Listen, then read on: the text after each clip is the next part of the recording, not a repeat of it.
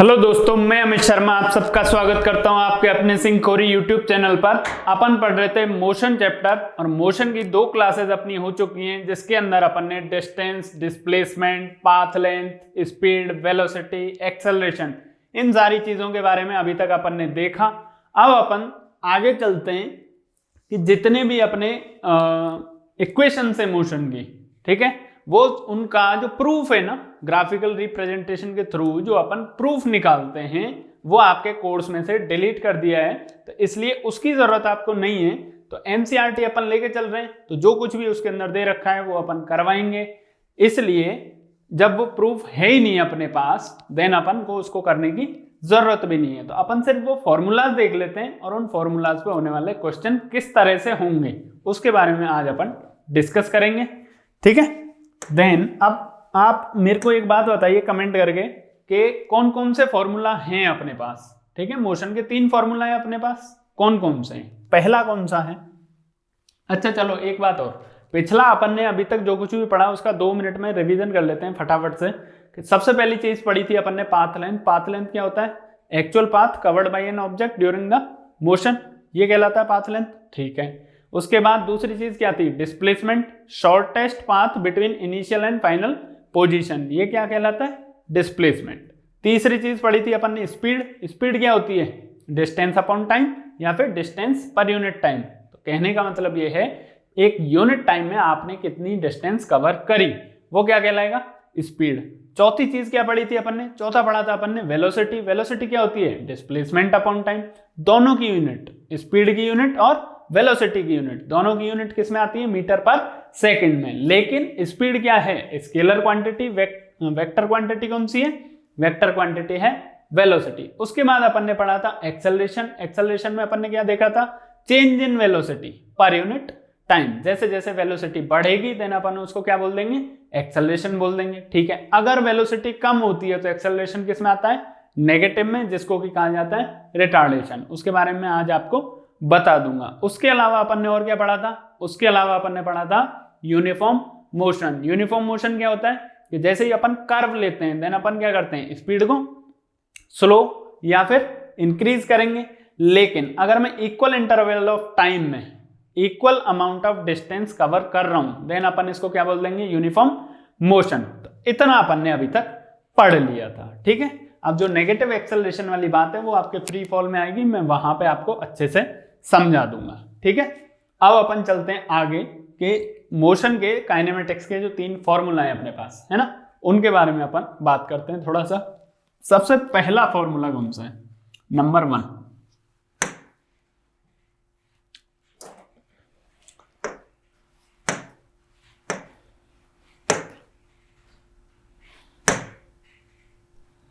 हाँ जी, देखिए सबसे पहला फॉर्मूला है अपने पास नंबर 1 पे, V is equals to u plus a t, ठीक है। अच्छा चलिए, फॉर्मूला पढ़ने से पहले एक और चीज देख लेते हैं अपन। U क्या होगा यहाँ पे? इन फॉर्मूलाज में अपन कुछ चीजें यूज करेंगे, तो उसके बारे में आपको बता दूं। U को अपन लेंगे इनिशियल वेलोसिटी। क्या लेंगे? इनिशियल वेलोसिटी, ठीक है। इनिशियल का मतलब जब अपन शुरुआत कर रहे हैं किसी जर्नी की, देन उस टाइम पे अपनी जो वेलोसिटी होगी देन उसको अपन क्या बोल देंगे? Initial velocity. v को क्या लेंगे अपन? v को लिया जाएगा इसमें हमेशा फाइनल वेलोसिटी।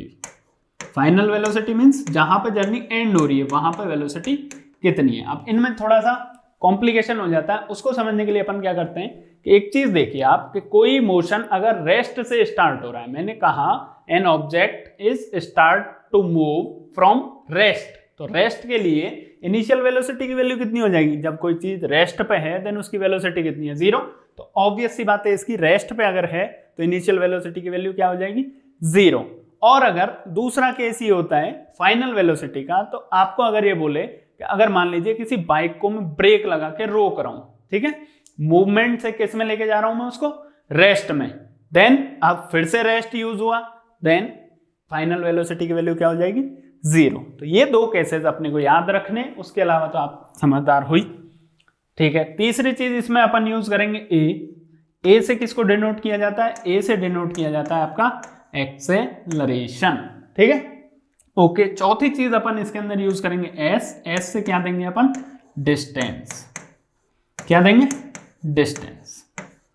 ठीक है, तो ये सारी चीजें, चार चीजें अपन यूज करेंगे, चार चीजों से ये तीनों फॉर्मूला बनेंगे अपने। पहला फॉर्मूला है अपने पास v is equal to u plus a T.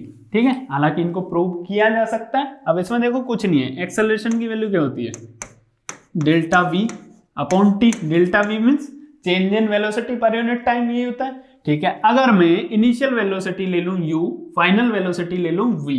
u क्या है, इनिशियल, ओके, v क्या है अपनी फाइनल।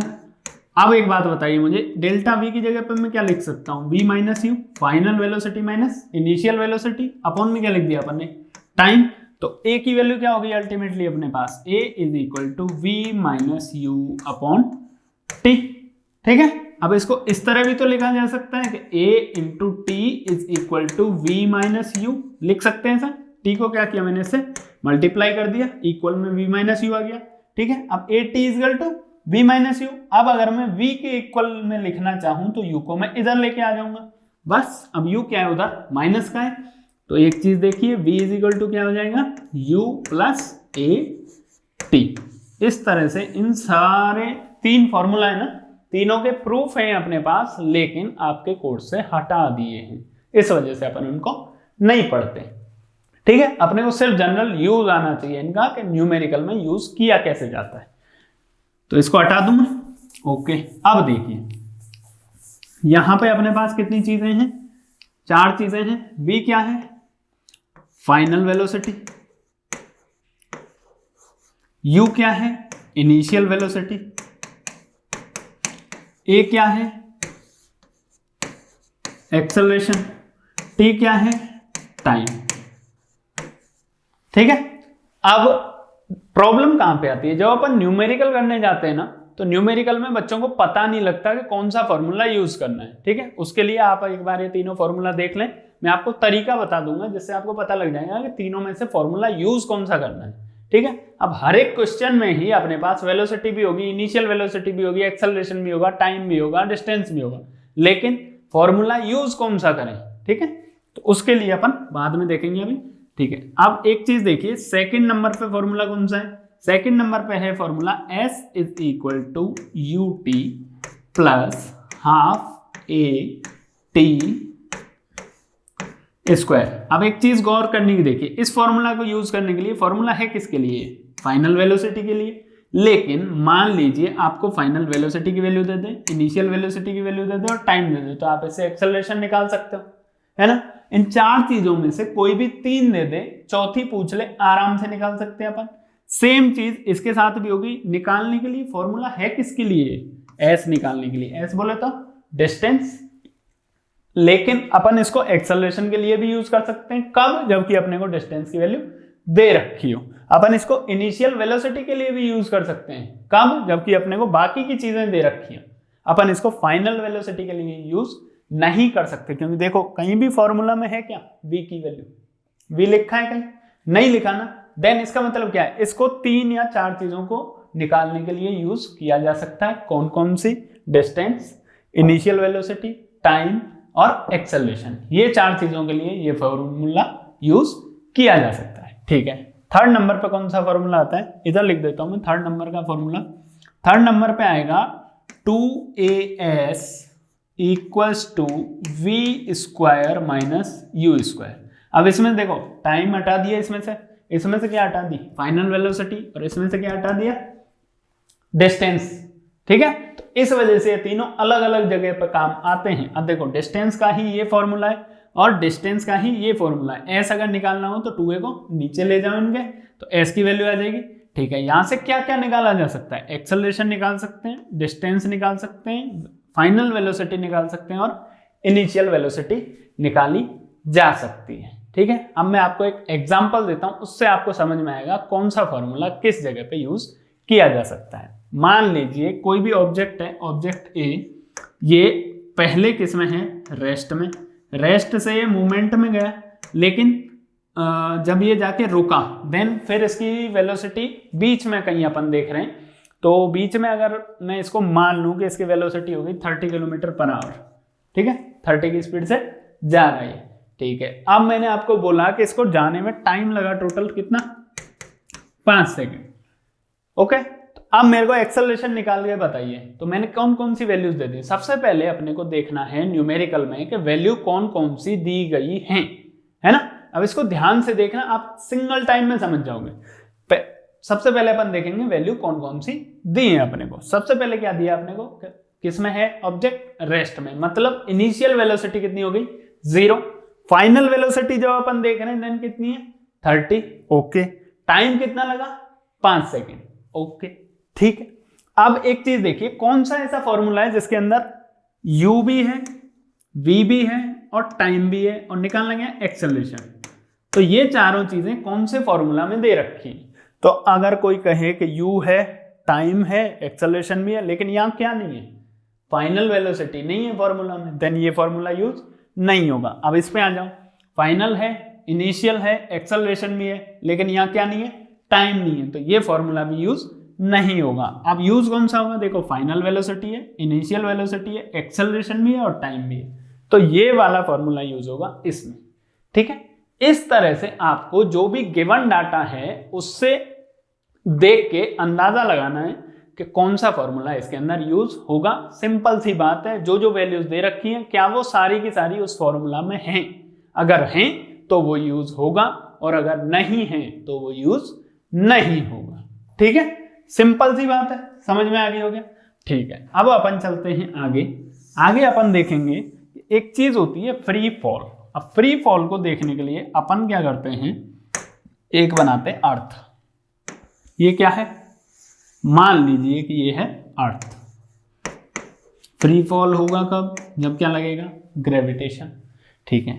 यहां कोई मान लीजिए सैटेलाइट है, ये रही, ओके। अब क्या किया, सैटेलाइट ने काम करना बंद कर दिया। काम करना जब ये बंद कर देगी तो क्या होगा, ये नीचे की तरफ गिरेगी। चीजें धरती पे नीचे की तरफ गिरती क्यों हैं, एक सर हुए थे न्यूटन सर, उन्होंने बताया था, सर आइजैक न्यूटन, उन्होंने बताया था अपने को कि जब चीजें ऊपर से नीचे की तरफ गिरती हैं देन उनके ऊपर एक फोर्स लगता है। कौन सा फोर्स, ग्रेविटेशनल फोर्स। अब वो लगता क्यों है, क्योंकि अर्थ में क्या होती है, खुद में ग्रेविटी। ऐसा कोई भी ऑब्जेक्ट जिसके अंदर खुद का मास है वो क्या लगाता है, ग्रेविटेशनल फोर्स लगाएगा दूसरे ऑब्जेक्ट के ऊपर, ठीक है। अब अपना जो ग्रेविटी वाला चैप्टर आएगा उसके अंदर अपन अच्छे से पढ़ेंगे इस चीज को। देखो ग्रेविटेशनल फोर्स जो होता है ना, इसकी वैल्यू क्या आती है, F = G(m1m2/r²), ये वैल्यू आती है ग्रेविटेशनल फोर्स की। लेकिन यहाँ पे अपने को किससे काम है, ग्रेविटेशनल एक्सेलरेशन से।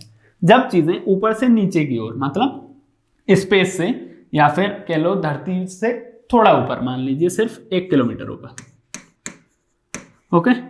कोई प्लेन उड़ रहा है, प्लेन अगर क्रैश होता है, क्रैश कब होता है, प्लेन में कोई खराबी आ गई, देन वो क्या करेगा, नीचे की तरफ आएगा।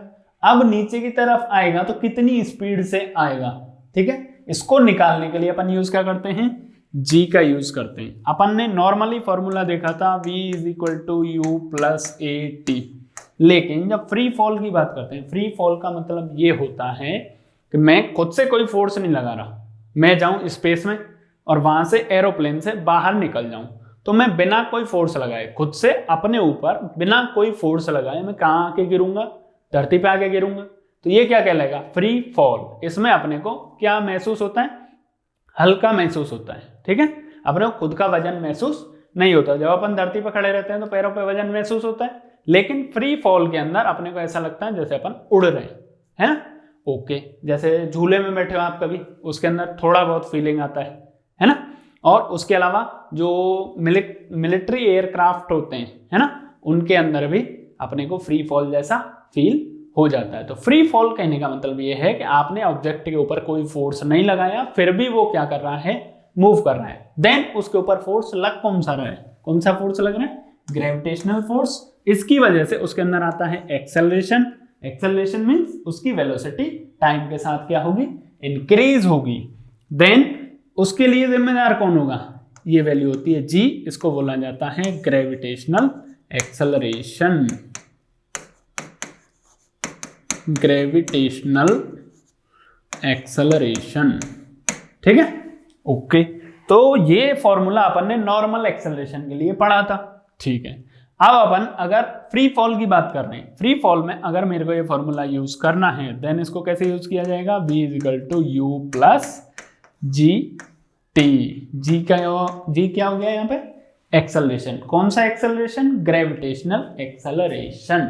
ठीक है, सिंपल सा चेंज है, एक ही जगह पे सारे फॉर्मूलाज में जी रख देना है अपने को। दूसरा फॉर्मूला कौन सा था, s is equal to u t plus half a t square. अब इसको कन्वर्ट करेंगे फ्री फॉल के लिए, s is equal to u t plus half a की जगह पे क्या आ जाएगा, जी टी स्क्वायर। ठीक है, तीसरा फॉर्मूला क्या था, 2as is equal to v square minus u square. इसमें कहाँ चेंज होगा, ये a किस में कन्वर्ट हो जाएगा, g में।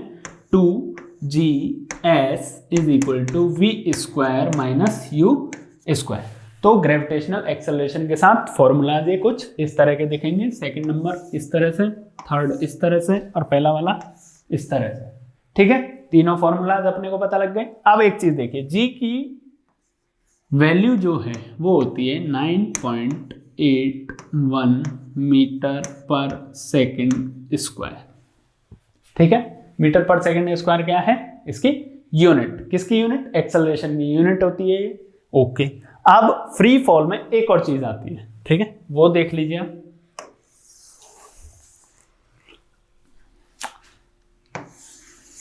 ये क्या थी अपने पास, अर्थ। ठीक, अब यहां पे अर्थ पे कोई बिल्डिंग है एक। ओके, यहां से मैं अगर इसके ऊपर खड़ा होकर किसी चीज को, ऑब्जेक्ट को फेंकूं ऊपर की तरफ, एक्सेलरेशन तो अभी भी लग रहा है इसमें। ठीक है, ऊपर की तरफ अगर मैंने किसी चीज को फेंका है देन एक्सेलरेट तो वो अभी भी करेगी। एक्सेलरेशन का मतलब है क्या, एक्सेलरेशन का सीधा सा मतलब है वेलोसिटी में चेंज होना चाहिए टाइम के साथ।